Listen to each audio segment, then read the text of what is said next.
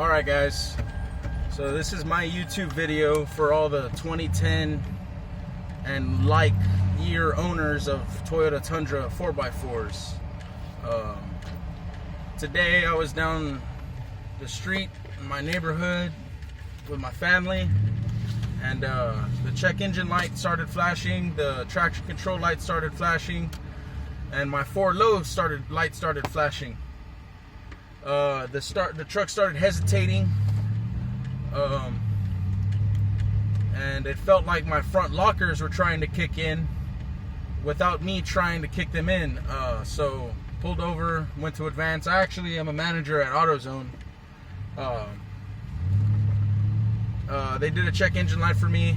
Told me it was a number 2 and 4 cylinder misfire, ECM controls malfunction, and that my center differential locker was failing to engage or disengage. So, which sounded about right for me when what was acting, how the vehicle was acting.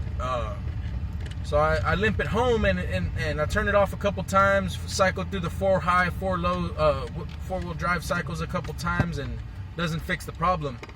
Eventually the light stays solid, the check engine light and the traction control light stays solid, and the 4 lows light keeps on blinking. So I get home, disconnect the battery, and I get a wrench because my battery cables are too short to touch together. So I got a wrench and I completed them both, touched them both together so that they can complete the circuit without touching the battery, of course. What that does is reset everything in the vehicle, your ECM, the computer. This vehicle is also flex fuel, so what happens is if you put something like I did, I made a mistake and put mid-grade fuel. It tends to think that the ethanol or the alcohol level is at some percentage that it shouldn't be at. It should be at 0. So by disconnecting the battery, touching the 2 cables together, not the battery posts, we'll reset that and start the vehicle. It shuts off real quick, start it up again, it starts to idle fine, let it sit for about 5 minutes at idle, and gave it a couple revs. By this time, after I connected the battery, after touching the cables together, all the lights had turned off, and the vehicle's driving fine now. So simple, easy fix. No money out of my pocket, no cylinder misfires.